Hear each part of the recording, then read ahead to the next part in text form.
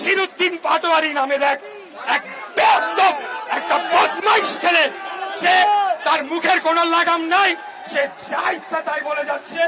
এই ডারবি নাসিরকে হুঁশিয়ারি দিতে চাই, মুখ সামলে কথা বলেন, তা না হলে আপনাদেরকে রাজনৈতিক ভাবে ঘেরাও দিয়ে আপনাদের রাজনীতি ইতি আমরা সেখানে টেনে দেব।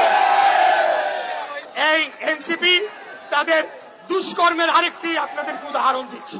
তারা কক্সবাজারে গিয়েছিল এবং এই প্লিজ প্লিজ প্লিজ কক্সবাজারে গিয়েছিল।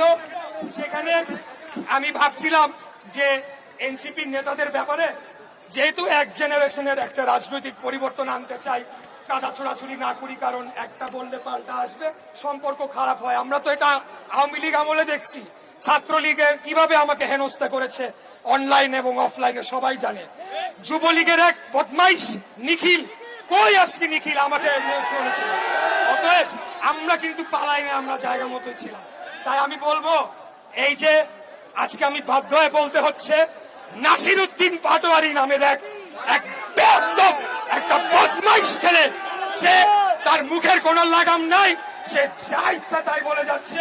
সে শুরু থেকে সে কথা বলে যাচ্ছে, আমাদের নেতা সম্পর্কেও বারবার সে বিরূপ মন্তব্য কটূক্তি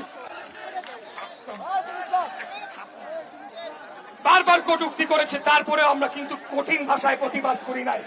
আর বসে থাকা যায় না ভাইয়েরা। এই নাসিরউদ্দিন পাটোয়ারির মতো, যাকে ইউনিভার্সিটিতে বলে ছাত্র ডারবি নাসির বলে চিনি, আমি জানি না কেন, এই ডারবি নাসিরকে হুঁশিয়ারি দিতে চাই, মুখ সামলে কথা বলেন, তা না হলে আপনাদেরকে রাজনৈতিক ভাবে ঘেরাও দিয়ে আপনাদের রাজনীতি ইতি আমরা সেখানে টেনে দেব। এনসিপির যে প্রধান নাহিদ ইসলাম, সেও আমি তাকে ভালোই জানতাম, কিন্তু সে কি করলো, জেলা ঘুরে বলা শুরু করলো বিএনপি নাকি চাঁদাবাজদের দল। আরে ভাই, বিএনপি চাঁদাবাজদের দল? আপনারা খেলা, আপনারা তো ঘুষখোরদের দল, কমিশন বাণিজ্যের দল।